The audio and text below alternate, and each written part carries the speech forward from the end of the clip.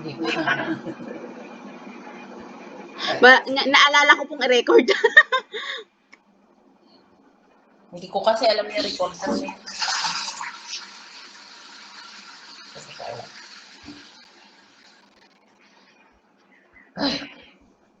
So, let's go. Okay po. So, you chose Nina Sharma, no? Nakailang minutes ka, ma'am, sa pag-complete ng letter mo? Ano naman po, kay Sharman po, mga 37, 38 po. Oh, very good. Sige. Okay, so let's go to your writing na. Ano, ma'am? Nahirapan ka ba dito? Hindi naman masyado. 37 minutes ka lang. Okay, hindi na. Pero ang problem ko po kasi minsan talaga kinukulang ako sa oras. Tapos nakakalimutan ko na yung kakamadali ko. Nakalimutan ko na kung saan yung kuwit, kung saan yung... Sige. So, ganito na lang. Let's go back to the case notes and let's discuss them one by one. Okay lang? Okay po. Okay, so I just want you to keep on answering my questions, and while answering my questions, siguro kung may papel ka dyan, sulat ka. Or are you recording this one already? Apo, nagre-record na po ako. Okay, good. So, first question, who are you in this letter?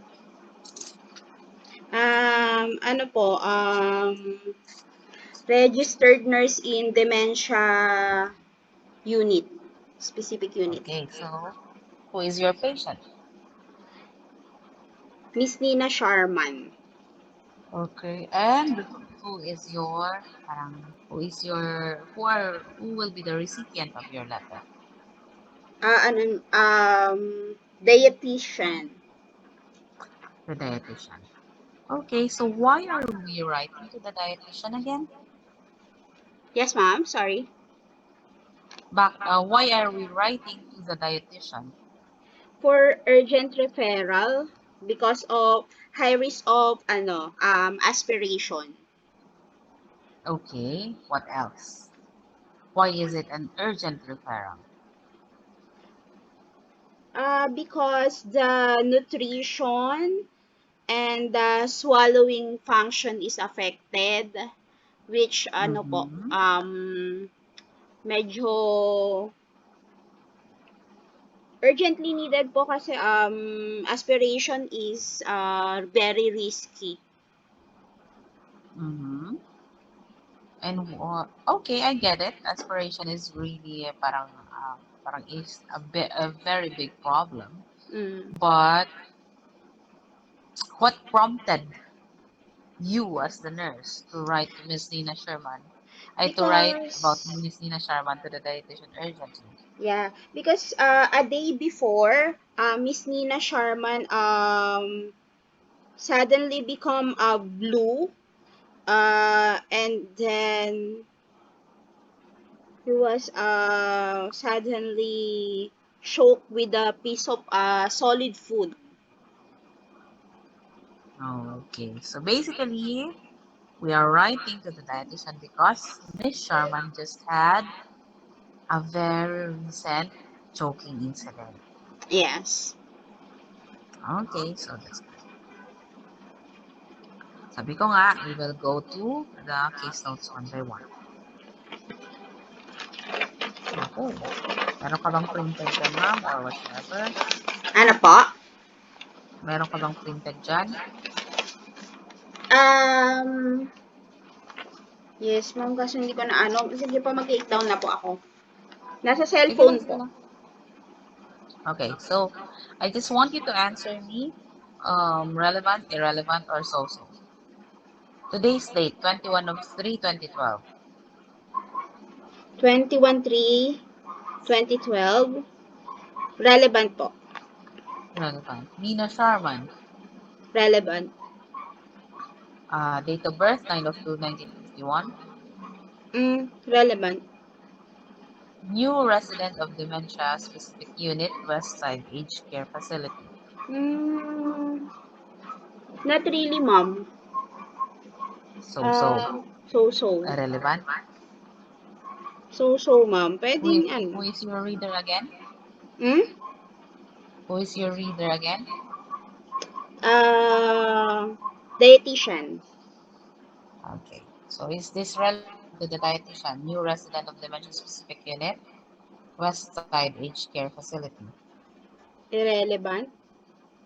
Irrelevant. So, single. Irrelevant. Under the Australian Guardianship and Irrelevant. Administration Council protection. Medical history, ischemic heart disease since 2005, there's Irre- nitroglycerin patch daily. irrelevant. Stroke I Uh-huh. think can be. Uh-huh.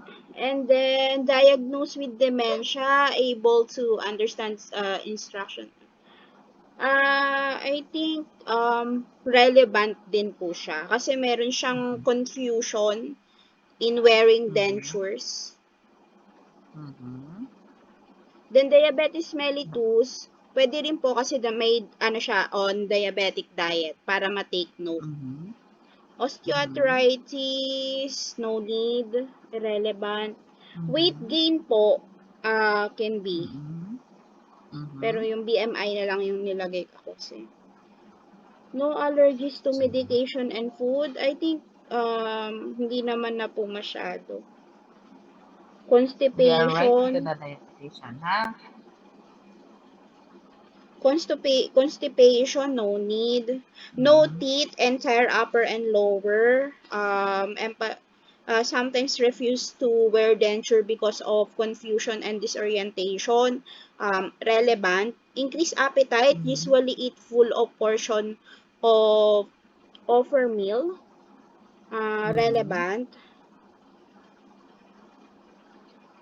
And sa social po, parang ang sinama ko lang yung increased emotional dependence on nursing staff. How is that relevant to your dietitian? Um, Emotional dependence sa nursing staff.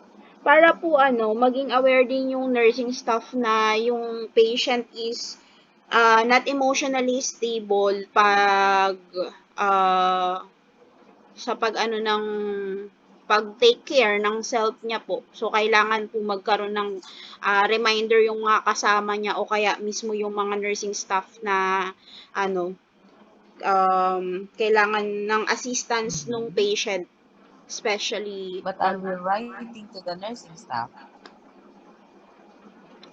Sino nga no. ulit ang recipient natin ng letter? Okay. Ah, Dietitian. Dietitian. Okay. Ulit. Is this relevant to the dietitian? Okay, no. Okay. Clear. Positive one. Next. Recent nursing notes. Hmm, I think recent, 2012 episode of SOP. Oh, mm, I think no need na po. No need. No need. Ang ano mo dyan? Chest infection. All irrelevant na 7 days. Uh-huh. 15 eh. 15, 21. I think 21. 7 days naman, 15, 16, 17, 18, 19, 20, 20. Sakto na po, okay na po siya. Yung chest infection ng 7 days. And then, Mm-hmm. 26. So,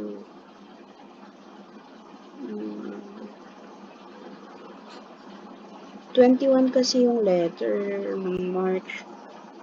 Episode of increase. I think pass na din siya.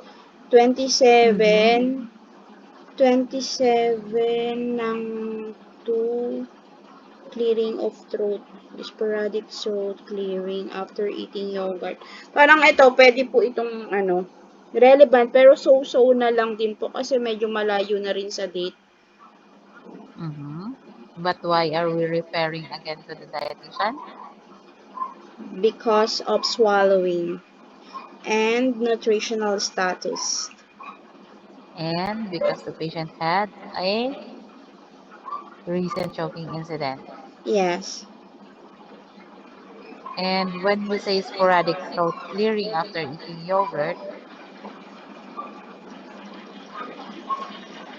wala Okay. lang. Okay po, ma'am. So, Okay. What's the point I'm making? Parang who who sino ang nasasamid sa yogurt? sa yogurt. Ano naman. Okay. Diba? So Yes. isn't this somewhat related to the swallowing function of Miss Mm-mm. Sharman? Mm-mm. Mm-mm. Kaya ko kontrahin kita, mama. Relevant yun, ah. Okay po. Okay, so, what else? Etong Mm. 2003.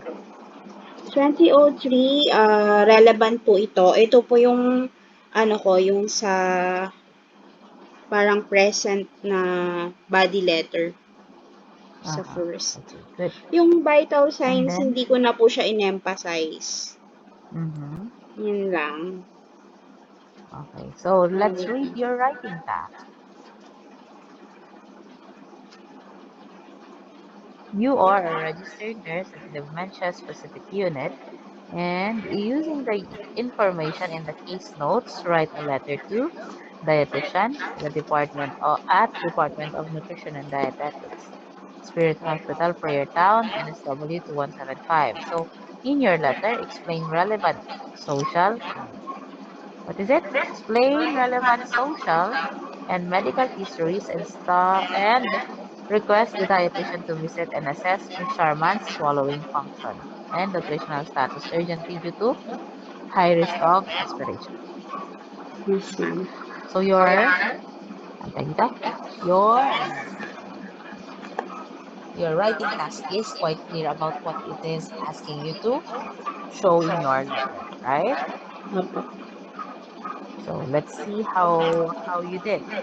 So dietitian, Department of Nutrition and Dietetics, Spirit Hospital, Prayer Town, NSW 2175. Great.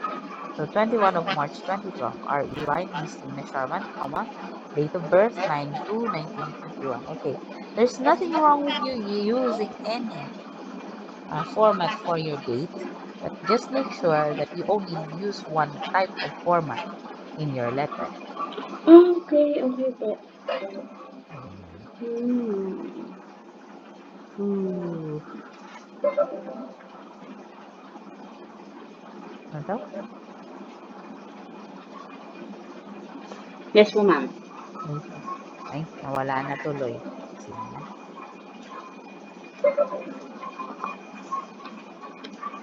Leia, no? Leia.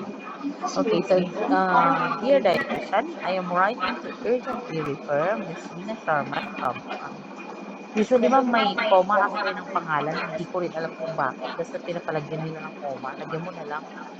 Huwag na Miss natin Nina alamin kung bakit. Sharman, due Hmm. to high risk, ganun po. May comma siya, ma'am. I am writing to urgently refer Miss Nina Sharman, comma, due, so may due to high risk kapag yan. Due to high risk of aspiration and your visit as assessment is highly requested. Okay. Have you watched the intensive, parang writing, ano to eh? Writing program of Miss Anne? Ma'am. Ma'am, ano po, napanood ko siya once. Kaya lang nasa Mhm. work ako nun eh. Okay. And because there is a specific way of as to which Miss Anne actually wants to see the purpose paragraphs that we are writing. So basically, there are three P's in here. The first one, dahil nagre-record ka naman, ma'am, okay lang, bilis-bilisan ko, no? Apa, apa. Hindi ka naman susunod eh. So, the first one would be, the first P is for the name of the patient, or your, the name of the name of the person that you are writing about.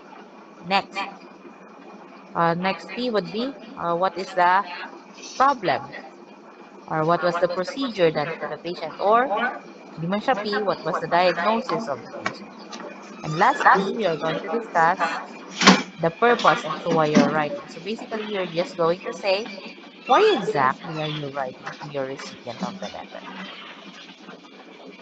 So yun yung tatlong components natin pagdating sa purpose paragraph. It is only parang 3 points, pero napakabigat ng 3 points na yan. Kaya tatlo na nga lang, perfect na natin.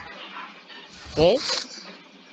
And then, ma'am, ang gamit natin sa main, I don't know, it's up to you. It's either you follow what is instructed from the Niner main, or you're going to follow your technique. Kasi okay lang din naman to. So, sa purpose, it's usually purpose paragraph that we're using sa Niner main. Apo. No, ma'am? Are you still Apo. listening? Okay. Tapos, meaning, so what does it mean? If we say paragraph, it should have 2 sentences inside of it. Okay. Okay, so hahatiin natin. So, I am writing to urgently refer Miss Lina Sharman, comma. What Apo. is missing in your, what is missing here? I am writing to refer urgently. I am writing to urgently refer Miss Tina Sharman due to the high risk of aspiration and their visit as well as assessment deserve. So, paghihiwalayin na lang natin, no? So, I am writing to urgently refer Miss Lina Sharman due to high risk of aspiration, period. Your visit as well as assessment is highly requested. Pwede na yun. Diba? At least, ginawa lang natin siyang dalawang Hinati lang po siya, no? sentence. Hinati lang natin siya. Now, we're going So, on to no the need na story. po ng end. Magtagal na yan. Aspiration. Okay. Your... So, on March 13, Miss Sharman suddenly become blue, okay, in appearance after suspecting improper chewing of food, although it was removed after coughing and rubbing the throat. Okay, so we are mentioning something in the past, right, ma'am? Apo. Okay, so on March 13, Miss Sharman suddenly became blue, kasi past tense, in appearance uh, after a suspected, not suspecting, a suspected improper Suspected. chewing. How can we paraphrase the chewing that would still correlate to the parang the role of your writer or of your reader? Suspected Became blue in appearance after suspected of improper mastication of solid food, although improper. it was removed. Improper ano po? Mastication. Oo. Diba? Mastication. Word naman siguro yan ni Mastication. Improper Enrique. mastication of solid food. Solid food. Okay po. Tapos, this is a very complex sentence already, ma'am. Although it was removed after coughing and rubbing the throat. Parang napakahaba na niya. We are already lost in the meaning of your paragraph. What are you Okay po. really discussing? Parang the appearance and then the coughing, the removal. Opo. So, dagdagan lang natin. So, on March 13, Miss Sharman suddenly became blue in appearance after being suspected of improper mastication of solid food, Opo. although it was removed after coughing and grabbing her throat. Although it was removed after coughing and grabbing of Her throat. her throat. So, parang baliktad nga eh. After grabbing her throat and coughing, mga ganun. Diba? Okay So, po. Miss Sharman has been on diabetic diet for more than 12 years after confirming that she has a diabetes mellitus type 2. In 2011, she has been diagnosed with stroke and severe dementia. It is, well, because we're already talking present tense here, di ba? It Has been, is, has been, has been, di ba? it is worth. Okay po. It is worth noting that her weight has increased Has with increased. the BMI of 30. Miss Sharman okay, has been noted. Bakit has been? Ma'am, practicing natin yung yung Apo. mga verb tenses natin. So, Miss Sharman Has has, noted. walang been. Has noted. Miss Sharman has no teeth Sherman and refuses to wear has dentures every time. Every time ba? noted. Has noted. Okay, so sa pagdating sa presentation ng notes, I just have to check then kung this is really every time. She becomes confused and disorientated. She was consuming full portion of food 3 times daily and even eating a food from other resident rooms.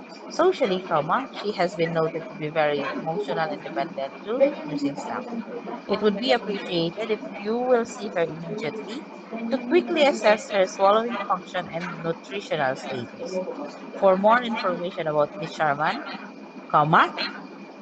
please do not hesitate to contact me. Ay, Baliktad yung OFW. pagkakalagay ng comma.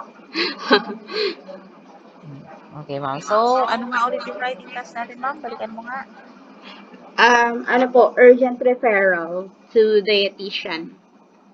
Urgent referral to a dietitian. So, basically, ang sabi niya, in your letter, explain relevant social and medical Mm-mm. histories. Mm-mm. Wala ba tayong na-miss? Meron po And, ano yung sa miss? yogurt. Mhm. And request the dietitian to visit and assess Miss Sharma's swallowing function and nutritional status urgently due to high risk aspiration. Okay. Sige, ma'am. You said that this is an urgent letter, right? Mm. So, when you are writing an urgent letter, Let's see here. bakit March 13? March 13 ba siya na-choke, ma'am?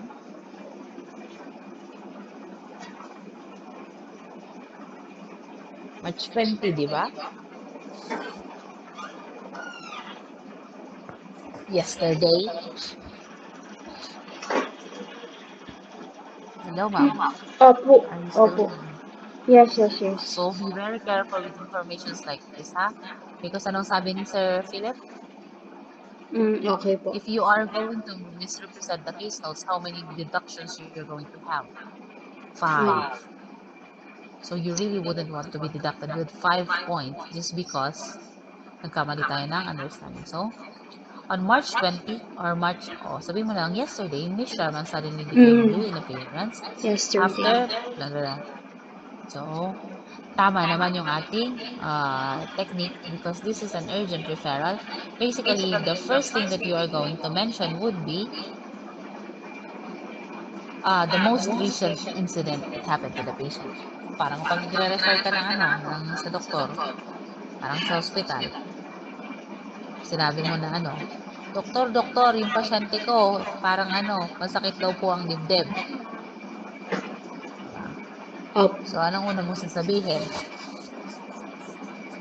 Sasabihin mo ba, alam mo doktor, kasi mga 1 week ago na sumasakit talaga yung dibdib niya, di ba? Pero hindi namin nire-refer sa cardiologist kasi wala pa rin din naman. Opo. Hanggang lang kwento. Pero urgent referral siya. Eh ngayon pala, meron pala siya, nagko-consider ka pala ng MI. Kaya urgent yung pagkakatawag mo sa doktor. What are you going to say? Sasabihin mo ba yon nangyari last week? Yun ba ang unang bungad No, sa'yo? yung recent. Recent. Kasi yun yung urgent. Diba? Urgent siya eh. So, doktor, pwede po bang paki-assess niyo si pasyenteng ganito kasi ganito yung nangyayari? Diba? Picture it out. And Okay then, po. there's one information in the case notes na gusto ko rin makita, no? Na Bakit ninyo okay, na-choke pala yung pasyente kahapon, eh bakit ngayon nyo lang ni-refer itong pasyente sa akin as dietitian? Bakit hindi kagabi? Bakit hindi kahapon? Mm. Wala, di ba? Wala pong nakaano eh. Pero meron siya sa case notes. Mm. Yung isang binura natin, ma'am. Yun yung Pero kasi, ito po pala, may nakalagay kasi hospital visit. Ay, hindi pala. Tama ba? hospital visit not required. Why is it not required anymore?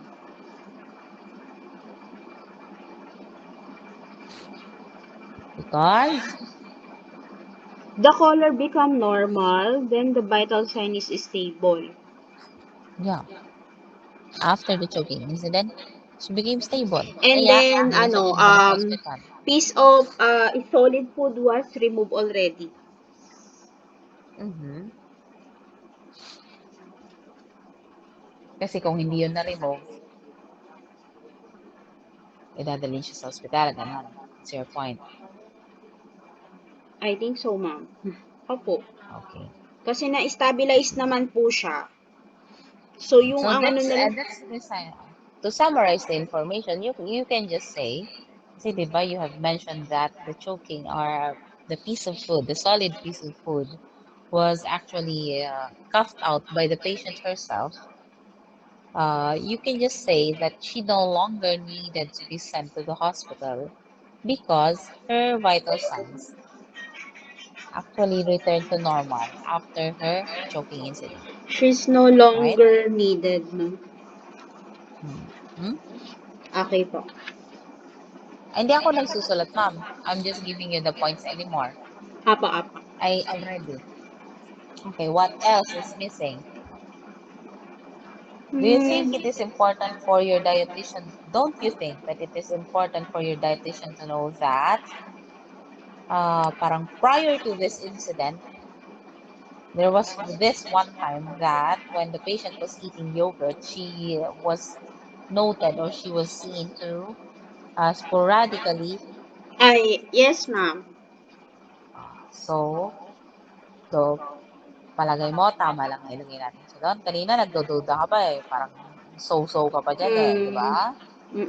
So, dalawa. Dalawa ang aking Dalawa na-miss. yan.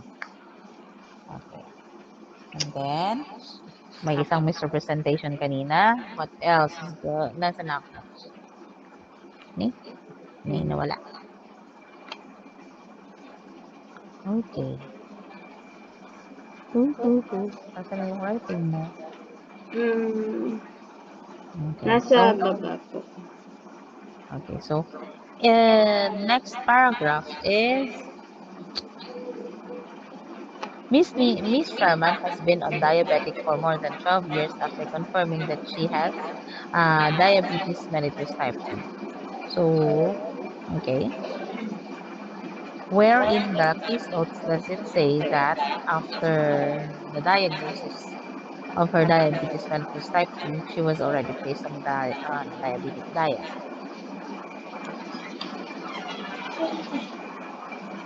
Wala.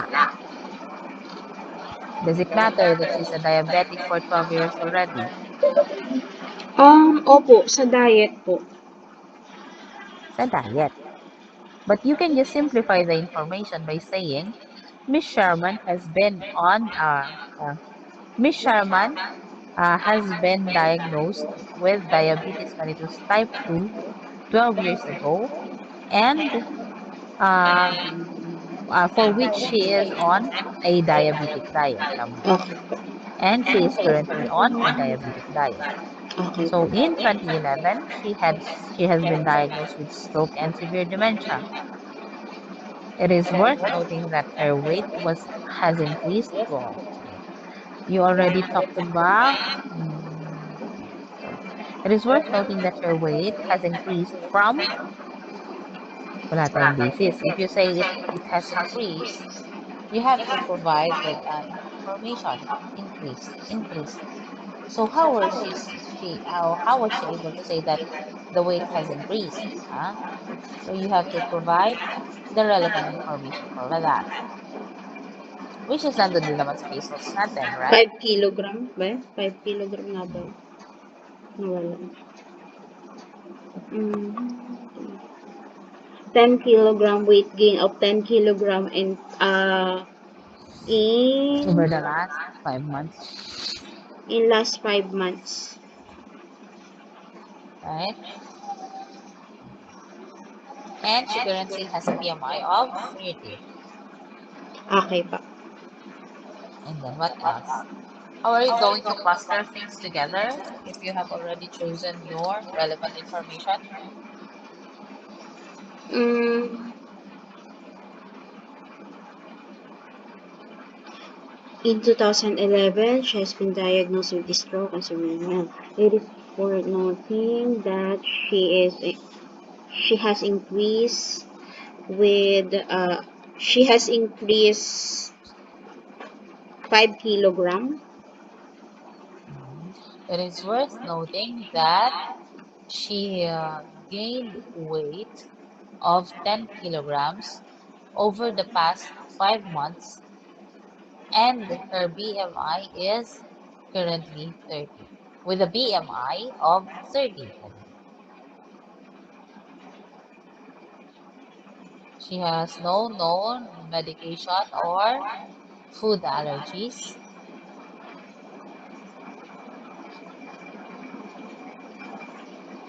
Tapos ano pa? Ano pa yung mga relevant information yung napili natin kanina? Mm, Basically, parang she has upper and lower dentures, but because of confusion, or although she has upper and lower dentures that she doesn't usually wear when she is confused and disorientated. Ayan.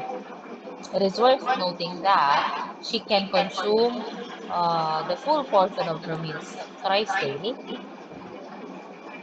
Blah, okay blah, pa. blah, blah.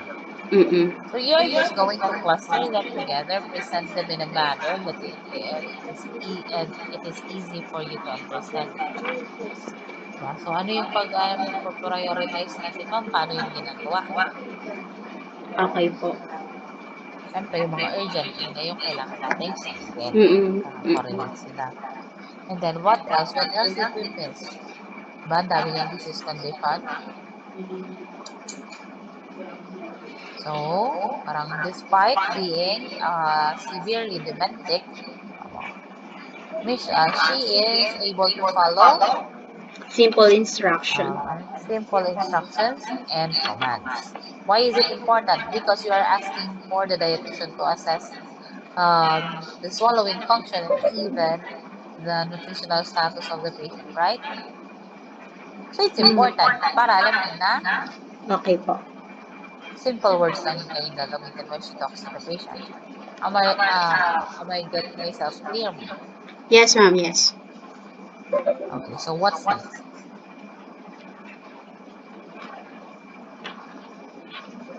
Mm-hmm. Mm-hmm. Action plan na Okay, po. okay. Wait lang. Ano yung hinahanap ni writing task mo? May hinahanap kang relevant social history, right? O, nasaan yung social history natin? May nawawala. Hindi ko po kasi nalagay yung yun sa yogurt at saka yung sa ano pa ba hindi ko na. Ang nilagay ko po kasi sa social, ma'am, yung siya, dependent sa nursing staff. Mm-hmm. Parang yun yung nailagay ko. Ay, nasa na ba yung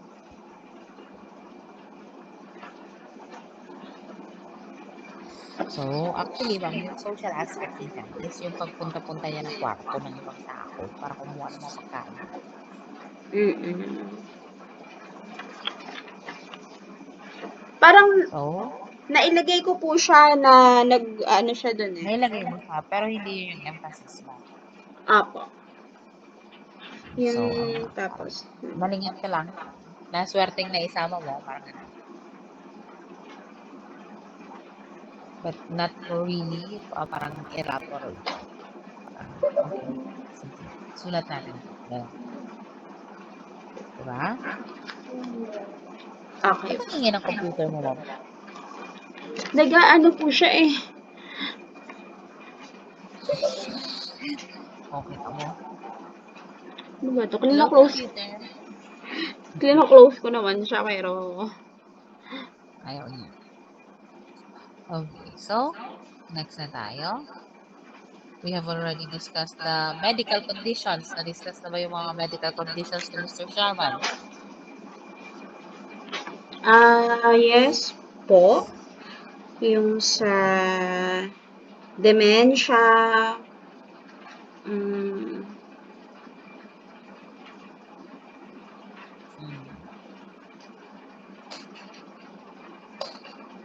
yes ma'am.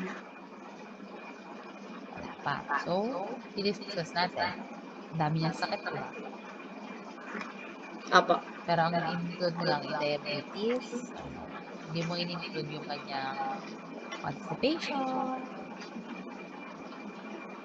But anyway, hindi naman talaga yun yung focus natin dito. So, I'm okay with that kahit hindi mo. So, it would be appreciated if you could, if you will see her immediately, comma, wala nang comma dyan, ma'am. If you could see her immediately to quickly assess her swallowing function and nutritional status. So, sabi ko nga, kapag sinabi natin paragraph, it should be composed of two sentences at least. Okay po. Parang, ano naman yan, parang action statement. Sabi ko nga, there's nothing wrong with you using your own speech. Pero, kung makikinig ka naman sa amin, kasi hindi naman din namin nakukuha yung numbers na 1%. Eh di, kung makatulong, maganda pa din. So you will just have a better understanding as to how you are going to get Apo. the relevant information from the cases and how you are going to cluster them together and present them in a manner that can be easily understood by your reader. Now, one thing that I want to emphasize when we read this this session is that there is also a different way or another way of attacking your urgent letter. Kasi nga, urgent letter siya. So, technically,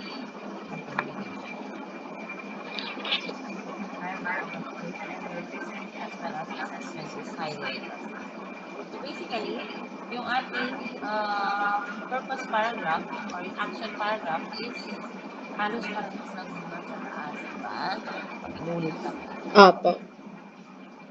So, in urgent letters, ma'am, it's actually accepted according to Miss Anne and even according to Ma'am Joy that pagsamahin na natin yung purpose paragraph at saka action paragraph.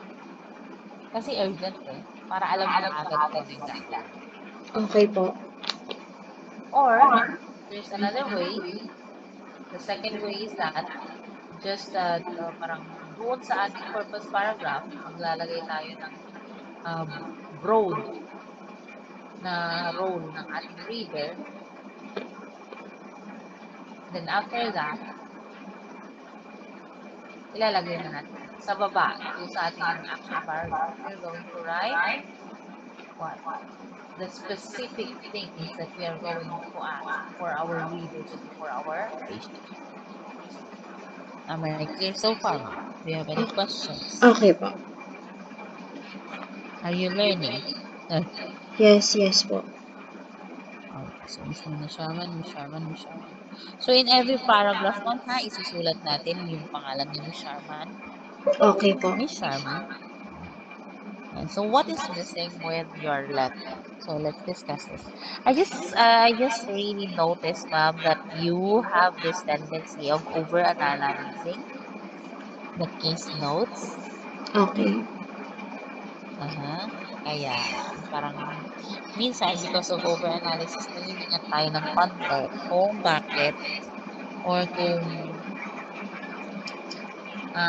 parang may mga nasasama tayo na relevant or irrelevant information dun sa selected paragraph. One thing more, you have also this risk of um, misrepresenting the case notes. So be very careful in translation in your translation of the case notes kapag transcribe mo na siya.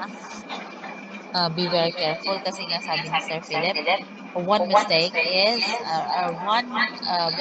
that can change the meaning of your letter or the meaning of your case notes the meaning of your letter in comparison with the case notes, it is basically -5. So you don't want a Okay po. -5, right? So, ayan. So what else, ma'am?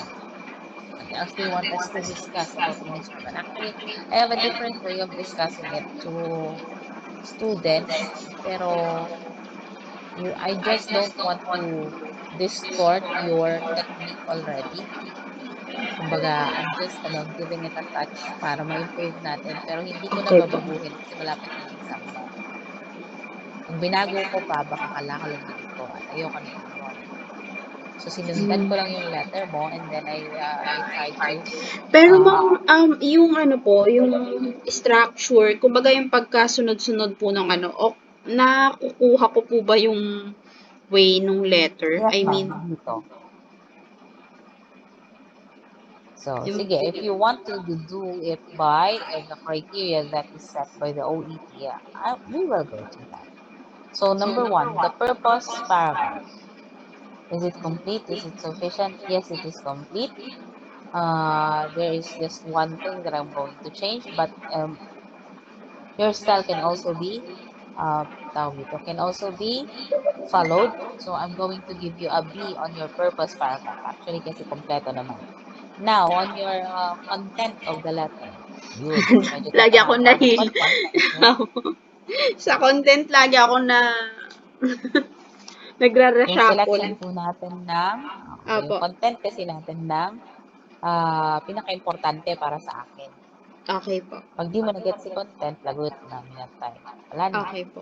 Kahit na perfect yung grammar mo and all, kung hindi naman maganda yung pagkaka-deliver mo ng case notes mo sa reader mo, then you're still not communicating, right?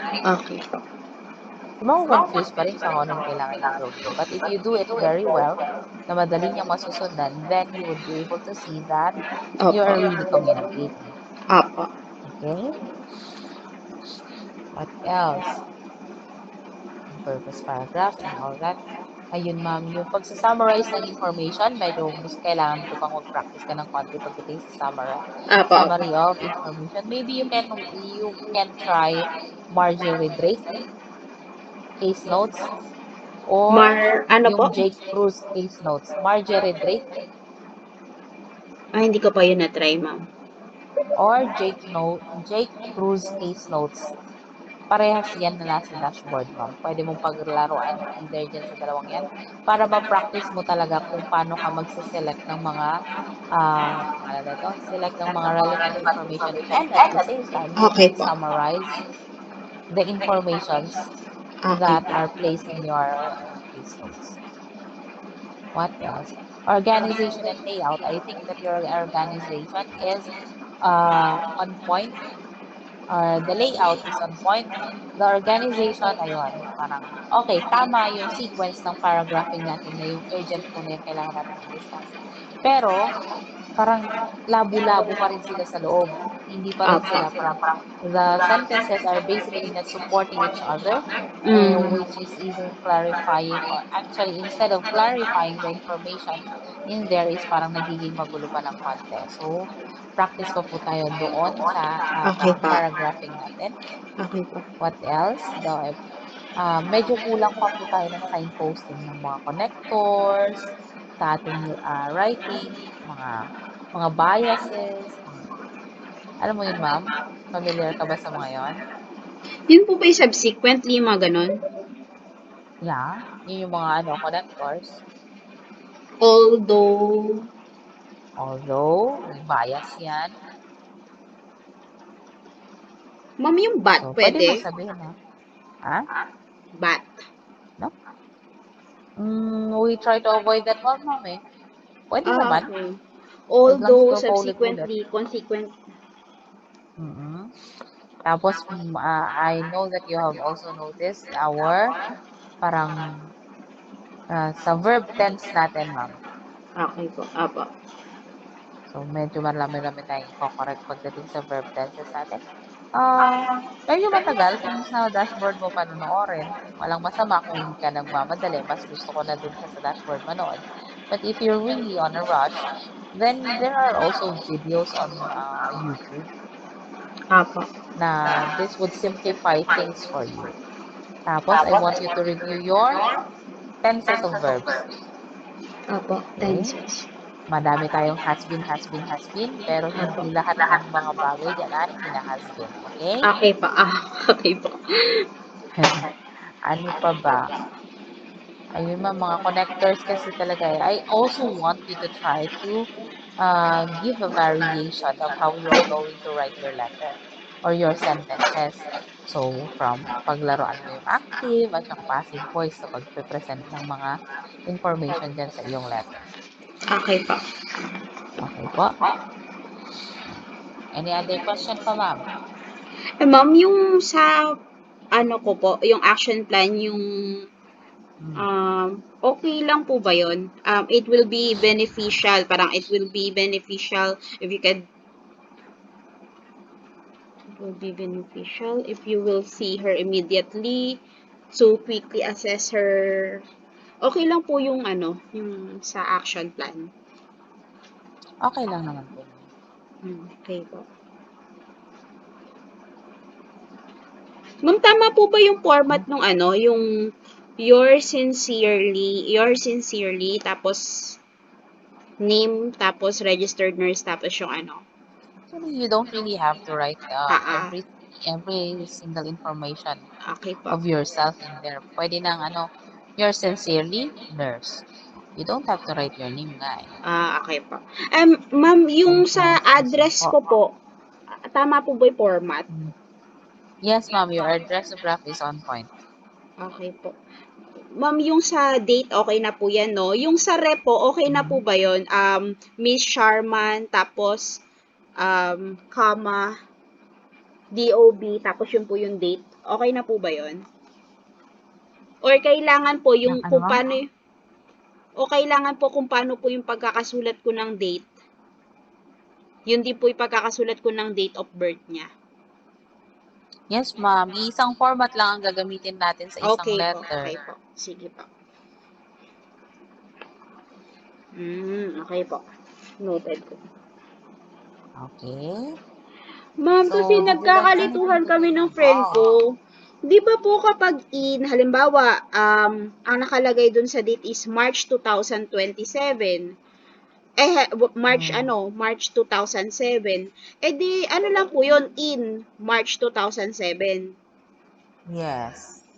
Tapos ko po, kapag po on March 27, 2007, kapag po complete yung date, di ba po? Yes, ma'am. Correct. Okay. Kasi sabi po kasi in daw po yung gagamitin. Kaya na-confuse ako.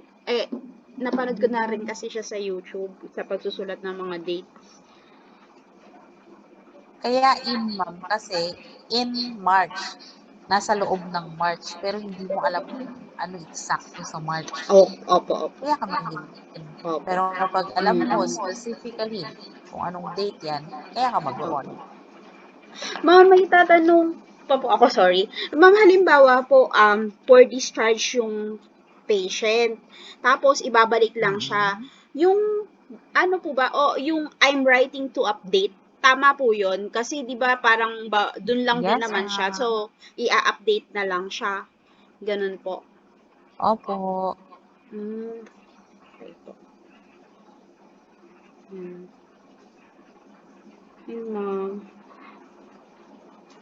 Medyo may mga hindi po ako nasamang important na yung dalawa.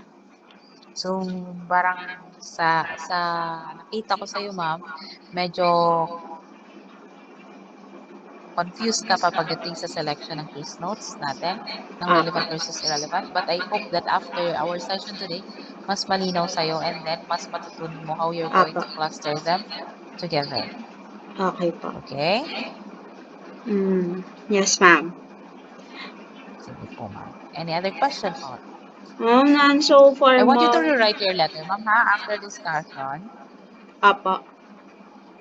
I want you to rewrite it and try to apply the things that we have discussed today Okay po. para magkaroon ka ng write-up na parang closer. I'm not saying it is the model answer, but technically closer to the model answer that we Okay have po. after basically parang discussing how we are going to present it to our read. Okay? Okay po. Okay po. Okay, ma'am. Okay. So, Thank you do po. you have any? Okay, ma'am. I hope that you learned something to this afternoon. Okay po. Although Yes, fast ma'am. drip, Apo. kasi but anyway, you have recorded it naman, so Apo. hindi ko na masyadong ginagalan. Apo. Balikan mo na lang siya during your review. Okay, ma'am? Yes, ma'am. Thank you so much, Okay po. ma'am. Okay po. Have a good day po, and good luck po sa ating practices. Okay, Bye thank you, po. ma'am. Bye-bye. Okay po.